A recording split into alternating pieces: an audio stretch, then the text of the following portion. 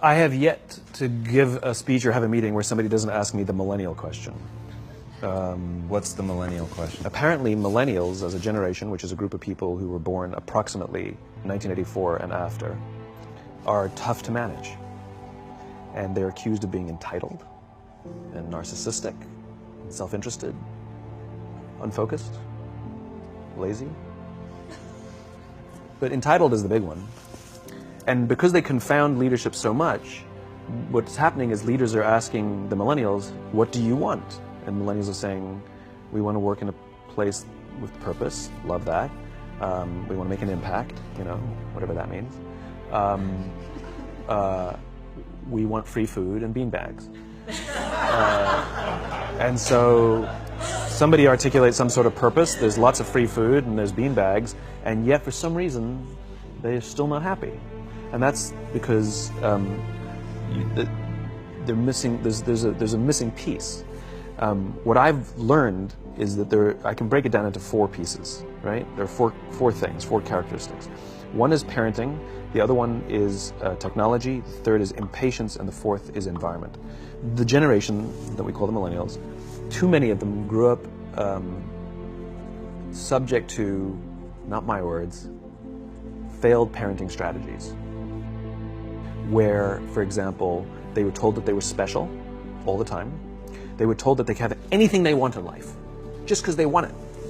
Some of them got into honors classes, not because they deserved it, but because their parents complained. And some of them got A's, not because they earned them, but because the teachers didn't want to deal with the parents. Some kids got participation medals. You got a medal for coming in last, right? Which the science we know is pretty clear, which is it devalues the medal and the reward for those who actually work hard, and it actually makes the person who comes in last feel embarrassed because they know they didn't deserve it, so it actually makes them feel worse, right? So you take this group of people, and they graduate school, and they get a job, and they're thrust into the real world, and in an instant, they find out they're not special, their moms can't get them a promotion, that you get nothing for coming in last, and by the way, you can't just have it because you want it. And in an instant, their entire self-image is shattered. And so you have an entire generation that's growing up with lower self-esteem than previous generations. The other problem, to compound it, is we're growing up in a Facebook, Instagram world. In other words, we're good at putting filters on things. We're good at showing people that life is amazing even though I'm depressed. And so everybody sounds tough, and everybody sounds like they got it all figured out. And the reality is there's very little toughness, and most people don't have it figured out. And so when the more senior people say, well, what should we do? They sound like, this is what you got to do. And they have no clue. Right? So you have an entire generation growing up with lower self-esteem than previous generations, right? Through no fault of their own. Through no fault of their own, right? They were dealt a bad hand. Now let's add in technology.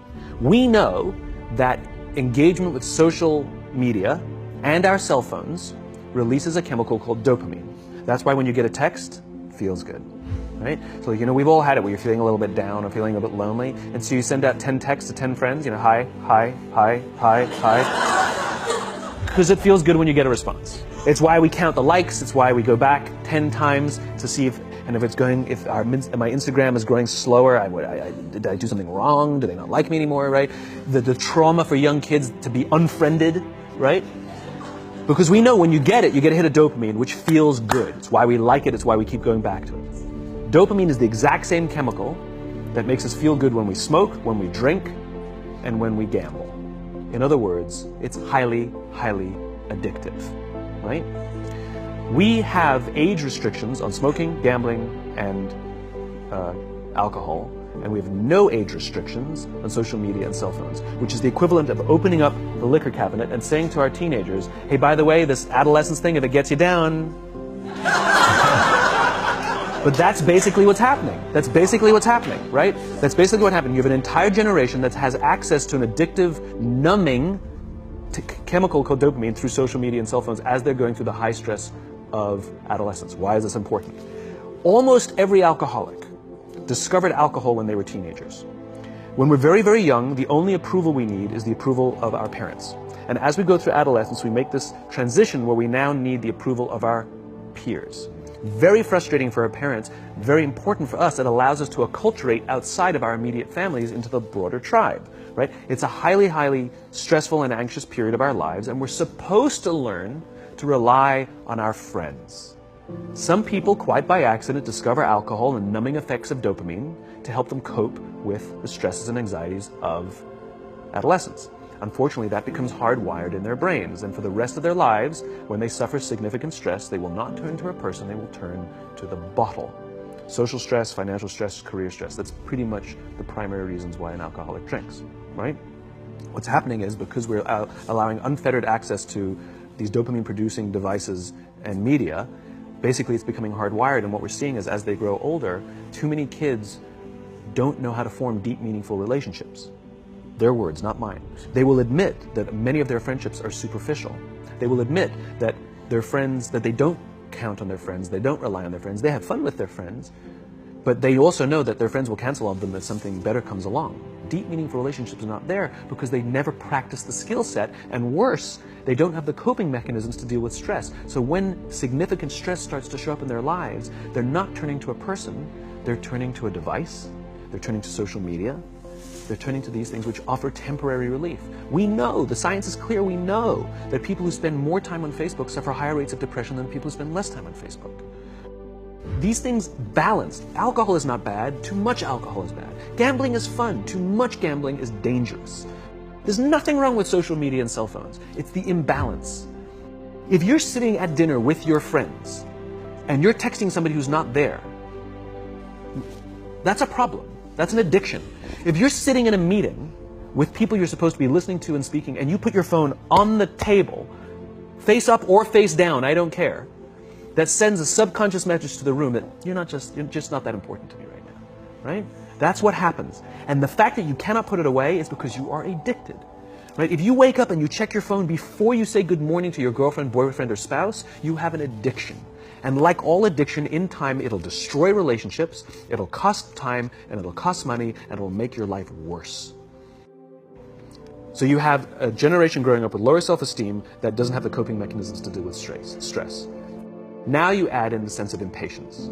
They've grown up in a world of instant gratification. You want to buy something, you go on Amazon, it arrives the next day. You want to watch a movie? Log on and watch a movie. You don't check movie times. You want to watch a TV show? Binge. You don't even have to wait week to week to week, right? I know people who skip seasons just so they can binge at the end of the season, right? Instant gratification. You want to go on a date? You don't even have to learn how to be like, hey. You don't even have to learn and practice that skill. You don't have to be the uncomfortable one who says yes when you mean no, and says no when you mean no, but yes when you... You don't have to swipe right. Bang, I'm a stud. Right? You don't have to learn the social coping mechanisms. Everything you want, you can have instantaneously. Everything you want, instant gratification. Except job satisfaction and strength of relationships, there ain't no app for that. They are slow, meandering, uncomfortable, messy processes. And so I keep meeting these wonderful, fantastic, idealistic, hardworking, smart kids. They just graduated school. They're in their entry-level job. I sit down with them and I go, how's it going? They go, I think I'm going to quit. I'm like, why? They're like, I'm not making an impact. I'm like, you've been here 8 months. You know? It's as if they're standing at the foot of a mountain and they have this abstract concept called impact that they want to have in the world, which is the summit. What they don't see is the mountain. I don't care if you go up the mountain quickly or slowly, but there's still a mountain. And so what this young generation needs to learn is patience. That some things that really, really matter, like love, or job fulfillment, joy, love of life, self-confidence, a skill set, any of these things, all of these things take time. Sometimes you can expedite pieces of it, but the overall journey is arduous and long and difficult. And if you don't ask for help and learn that skill set, you will fall off the mountain, or you will, the worst case scenario, and we're already seeing it, the worst case scenario is we're seeing an increase in suicide rates, we're seeing an increase in this generation, we're seeing an increase in accidental deaths due to drug overdoses, we're seeing more and more kids drop out of school or take leaves of absence due to depression. Unheard of. These are all, this is really bad. The best case scenario, those are all bad cases, right? The best case scenario is you'll have an entire population growing up and going through life and just never really finding joy. They'll never really find deep, deep fulfillment in work or in life. They'll just waft through life, and it'll be just, it's fine. How's your job? It's fine. The same as yesterday. How's your relationship? It's fine. Like that's the best case scenario. Which leads me to the fourth point, which is environment. Which is we're taking this amazing group of young, fantastic kids who were just dealt a bad hand. It's no fault of their own. And we put them in corporate environments that care more about the numbers than they do about the kids. They care more about the short-term gains than the long-term life of this young human being. We care more about the year than the lifetime, right? And so we are putting them in corporate environments that aren't helping them build their confidence, that aren't helping them learn the skills of cooperation, that aren't helping them overcome the challenges of a digital world and finding more balance, that isn't helping them overcome the need to have instant gratification and teach them the joys and impact and the fulfillment you get from working hard on something for a long time that cannot be done in a month or even in a year. And so we're thrusting to them in corporate environments, and the worst part about it is they think it's them. They blame themselves. They think it's them who can't deal. And so it makes it all worse. It's not. I'm here to tell them it's not them. It's the corporations, it's the corporate environments, it's the total lack of good leadership in our world today that is making them feel the way they do. They were dealt a bad hand, and I hate to say it, but it's the company's responsibility. Sucks to be you, like we have no choice, right? This is what we got, and I wish that society and their parents did a better job. They didn't. So we're getting them in our companies, and we now have to pick up the slack. We have to work extra hard to figure out the ways that we build their confidence. We have to work extra hard to find ways to teach them the social skills that they're missing out on.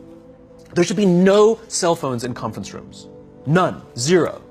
And I don't mean the kind of like sitting outside waiting to text. I mean like when you're sitting and waiting for a meeting to start, this is what we all do. We all sit here and wait for the meeting to start. Meeting starting? Okay. And we start the meeting. No, that's not how relationships are formed. Remember we talked about it's the little things?